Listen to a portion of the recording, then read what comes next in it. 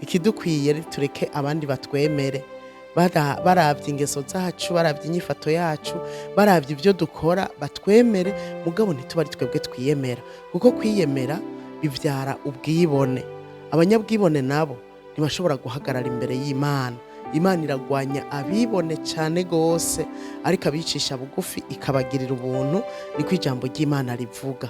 Nuko rero ntukiyemerewe ubwawe, wakoze ikintu kikagenda neza ntuze wiyemere, ureka abandi bakwemere bavuge bati ico gikorwa ni ciza cyane.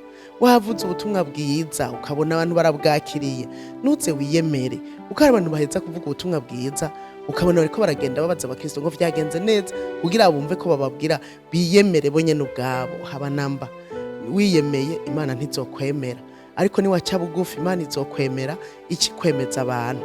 Yesu yari kacira umugani ishengero rihagaze imbere yiwe, ariko burya umugani ungana kariho. Yesu arinze aca umugani yaba yabonye ibyo mu mitima y'abantu, akagomba gutanga inyigisho acishije mu mugani. Burya imigani irigisha cyane gose, nk'ubu umuntu bica bimuha kugenda kwiyumvira, akiyumvira ijambo kurindi, akiyumvira ijambo kurindi, hanyuma amaze kwiyumvira, hanyuma agatahura. Rero nico gituma Yesu yakunda no gukoresha imigani.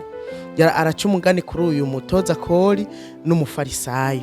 Aratubwira yuko umufarisayo yagiye mu rusengero gusenga, bose batumbereye urusengero baja gusenga, ariko umufarisayo ageze mu rusengero arahagarara arema, aravuga ngo ndagushima ko ntameze nk'abo bandi bose. Yabonye umutoza kori yaramuzi, aravuga ko ntameze nk'abo bandi bose, abo banyazi, abo basambanyi, abo bicanyi, aradondagura ibyaha abandi bakora, ariko wewe aguma yemye, ntiyanibuka guca bugufi ngo asabe imbabazi Imana.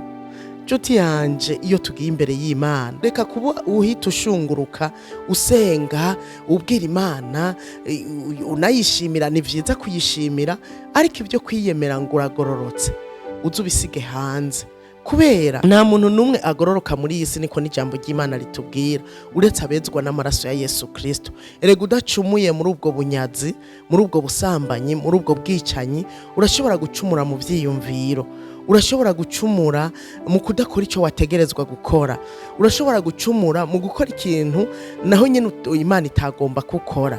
Kubw'ivyo rero ugiye imbere y'Imana ntuze wiyemere, ahubwo ca bugufi. Nimba utibuka n'icyaha wakoze, yibwira uti umbabarire n'ibyo noba ntibuka.